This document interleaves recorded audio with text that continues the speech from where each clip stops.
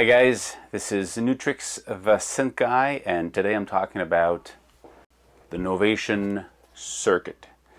It's a piece of gear that is really interesting, and I've been watching this piece since it came out about almost 2 years ago. And when it came out, I was wondering how powerful this was, how fun this could have been. And the feeling I had at that point in moment and in time was that it was too much of a toy for me to go with. And I really wanted to go with this device, but I might not have been at the time yet into making music in a portable fashion.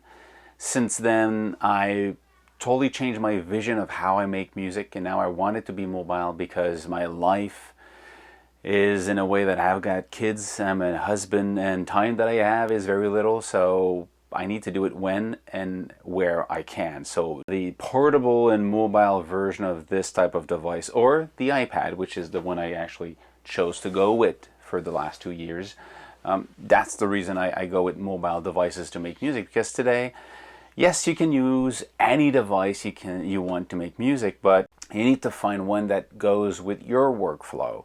In my workflow, I needed to be able to create anywhere I could. Today I'll explain why I originally said no to the Novation Circuit, but today I want one, and I'll explain to you why. So first, before we go into detail and why I changed my vision of this, let's start with a quick tour of the circuit. First, it is portable, battery powered. You need 6 batteries in it and works really well, and actually works for a long time. It's a hardware sequencer that can play 2 synths, synth 1 and 2, and 4 drum sounds.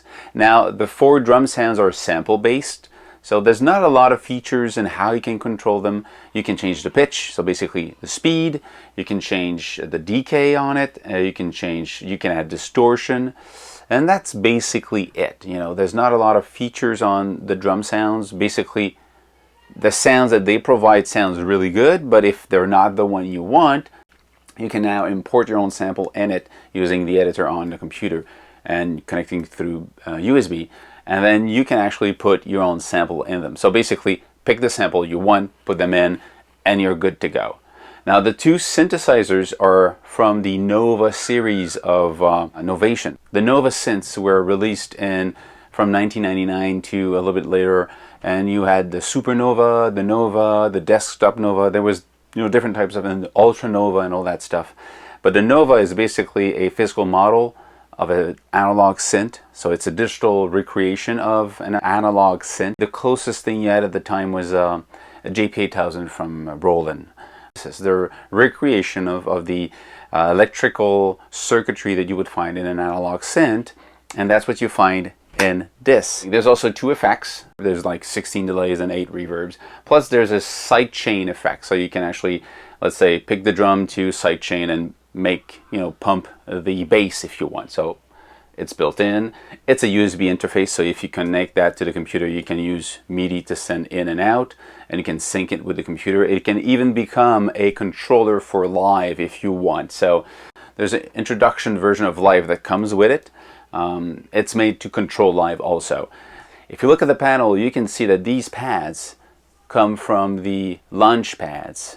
So it's the same pads, same texture, same reaction. These are velocity sensitive, which is really cool to have.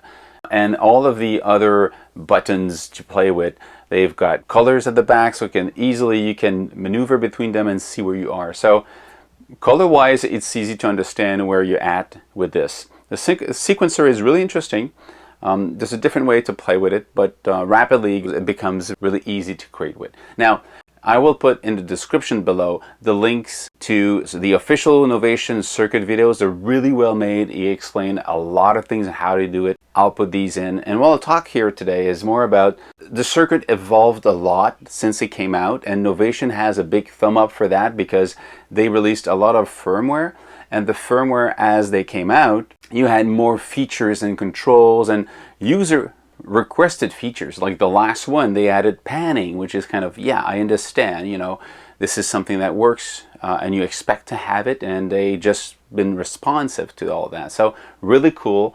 I'll talk about what's new in the firmware 1.6, which is the latest one. And there's also a speaker at the back. So like the Boutique series or the Korg Volcas, you can take this and just jam on your sofa watching TV. You can go in the backyard and create music where you want. Of course, you can plug your headphones, which is way better than the speaker, because the synths that you have in there are like the Nova synths.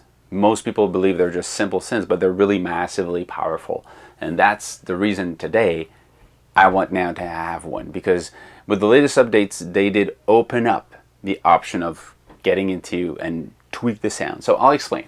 The last update, the 1.6 update, did add some features. Actually, not just the last one. Let's talk about all the updates that Novation did for the circuit. We had one of the most requested feature was the panning.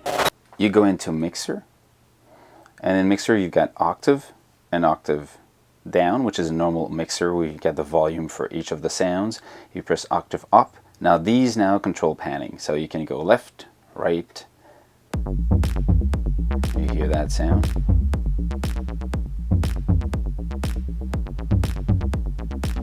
Okay, that's it. You can pan stuff as you want. The color gives you the information of where it is.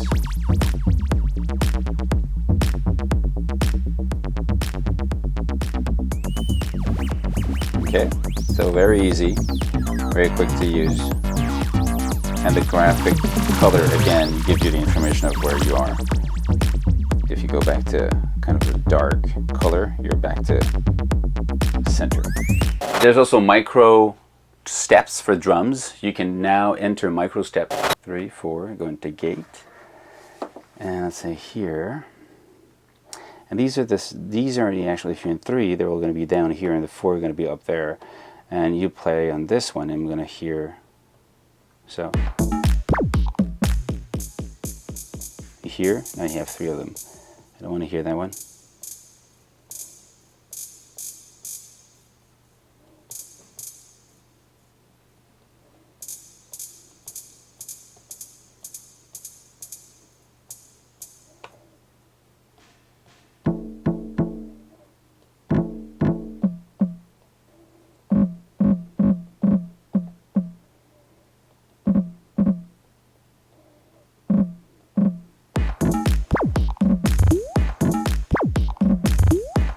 There's now an effects kill switch, so if the effects become too loud, too obvious, or you just want to kill them, bring them back, kill them, bring them back, there's a button for that now.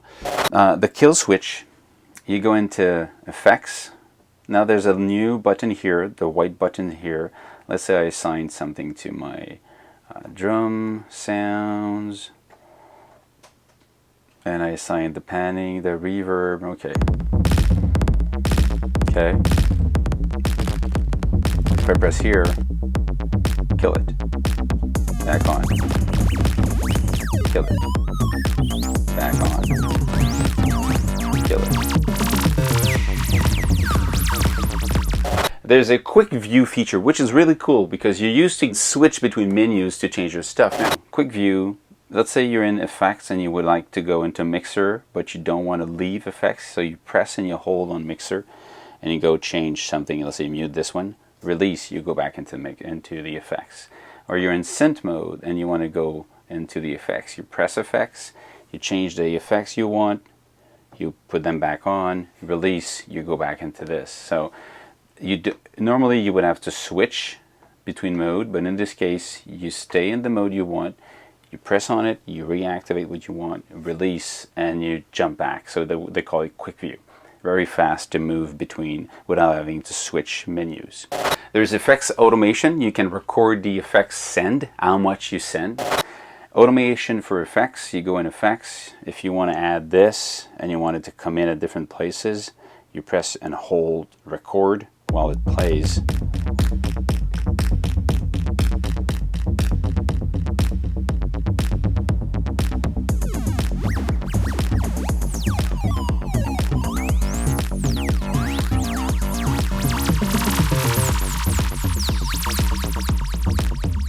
See?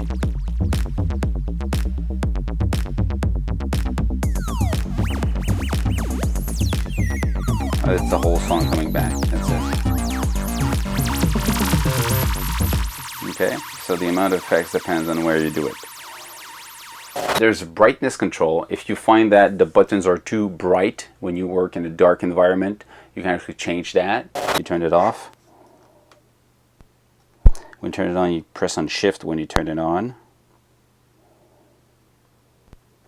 And you've got a bunch of colors here for different menus. This is the parameter section. And if you press on the white, that's a new one, you just dim down the colors. And when you press play to leave that. And then you've got the version that is dimmed down. There's now really cool an online editor. You can back up the entire memory online in a, well, it's a software, but it works in a browser.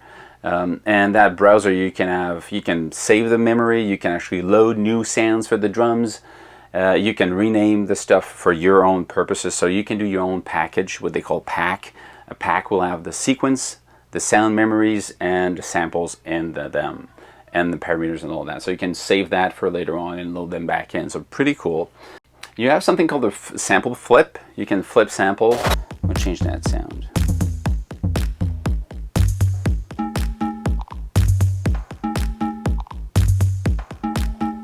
You see, now I can record these.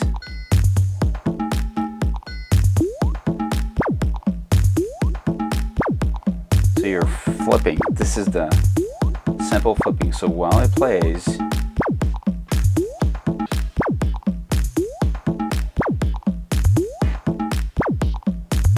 and that's just drum number 4. I'm just flipping between the sounds. That's pretty cool because with just using 4, you can change that sound where you want in the measure. Pretty cool. The circuit, with all these updated features, became much more powerful than it was originally. One of the reasons, and I want one now, is the fact that you can put your own samples. Now it's open to your own sounds and not just the sound that came with the box. So that's really cool. The other thing is that you can create your own sounds, because my first experience with this is that I was interested really to use it, to buy this. I went to the store, play with the knobs, and the problem you have, when you select the sound, you have only 8 knobs to change the value of the sound. So you go, okay, 8 values? Like, what is it, like attack, decay, sustain, release, and cutoff point, resonance, and you know, what are the values? Well, there's no name, and there's no default values, because these are called macros, and they control up to, I think, 4 different controllers, so they can be anything. And the way they saved it is the way they save it in a way that they believe will be the most useful values for real-time, fast editing of these sounds. So for me, it was a no-no, because I was basically thinking that this is powerful, but I can't have access to the power of the synth. And I'm a synth head. I love to create my own sound. I love to listen to a sound and say, that's not what I want, and I want more of that. And I go in and I tweak it. Now in this I only have 8, and when you change memories, you switch, even the macro changes, because they're assigned to what they believe is the best option for that sound. So it wasn't for me at the time. So I put it back and say, no go for now. As I'm doing this YouTube channel, I was talking with a Novation rep for Canada, and I say, well, you know, I like to try the Peak from Novation. That'd be cool to test. I said, well, yes, but I have none in stock. They're all back ordered. They're selling so well that they don't even have one to borrow. So he said, okay, later when you have one spare, I'll be more than happy to test it out and talk about it. I said, fine. He said, do you want something else while waiting for the Peak? And so, well, let's test this out with the new features in it. I'm more than interested in see how it sounds and what I can really do if I sit down and I work with it. So I got it, and I've been working the whole month, you know, at least, yeah, 6 weeks with this. And I gotta say, this brings back the playing into playing music. This is fun to play with. It's a fast, easy creation tool that really it's just fun to play. I made a lot of, you know, patterns with this and created songs that I never thought I would go that way, and it was just like inspiring. The fact that you don't know what these are about is actually fun, because you get these fun and nice accident to create music, you know. So this is my first stop for buying this is now a fun stuff to have. I love to have these now to play around, but I still want to create my own sound. I still want to be able to tweak them to get, especially because knowing that these are two Novation Nova Synth in it, I know how powerful they are. So it's kind of a pain not to be able to create my own sound. So I was reading a lot on the website. At one point I found that Novation had an editor that you can download and use with TouchOSC.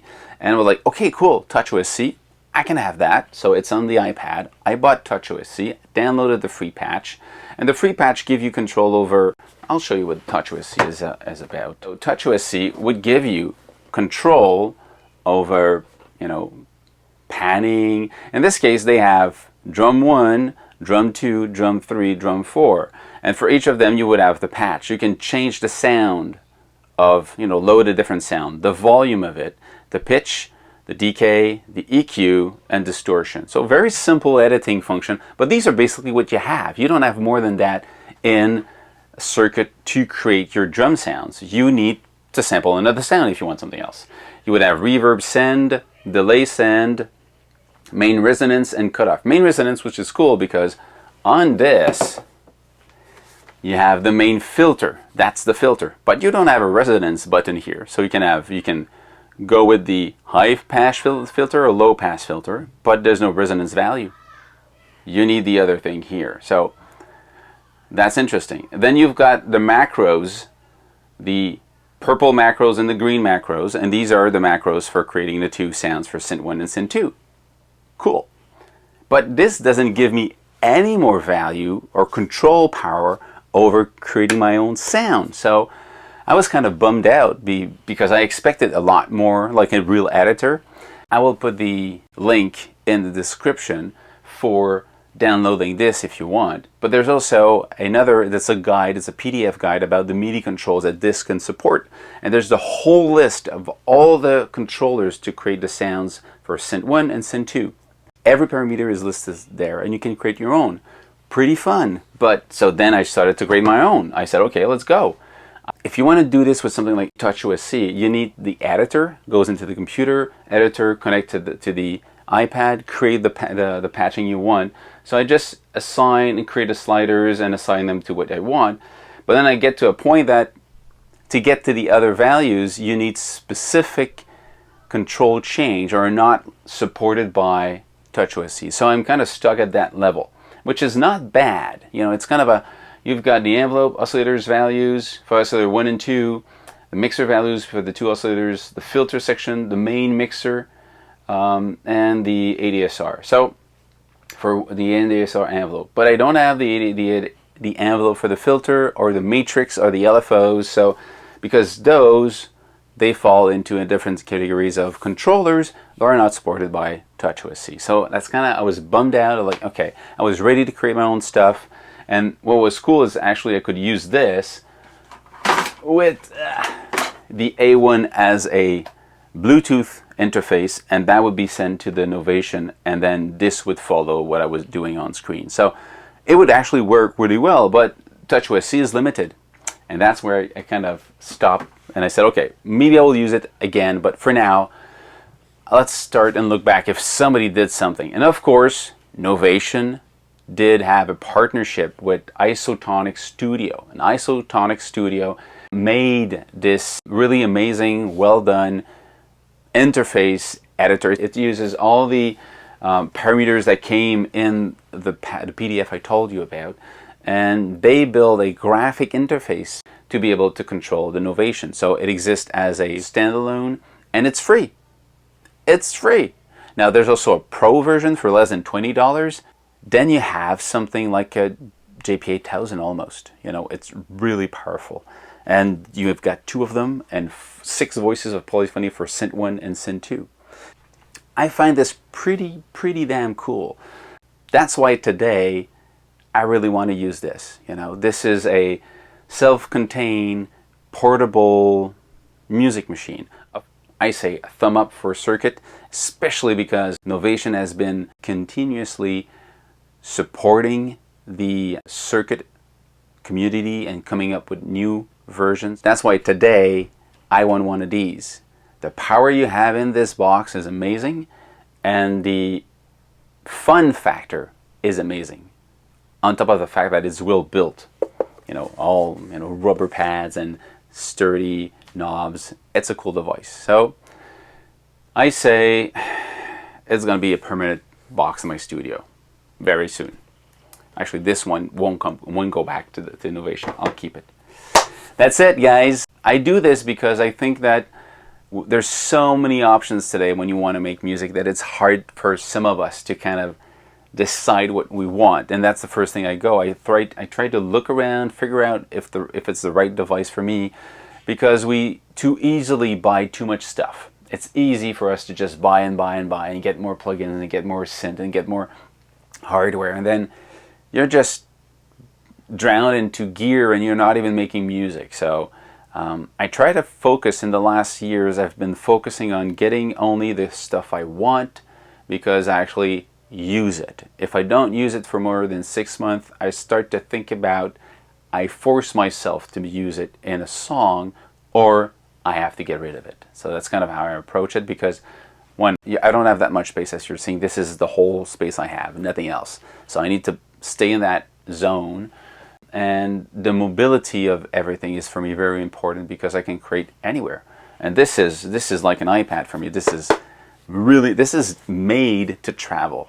This is really solid. So that's why I'm going to keep that one. So again, if you like what I'm doing, guys, give me a thumb up. If you don't, well, suggest other things I can talk about. And follow me on my YouTube channel, follow me on my website. And if you got any comments, write them down. If you got any suggestion, write them down. If you got any question, write them down. I'll be more than happy to answer to you guys. Cheers.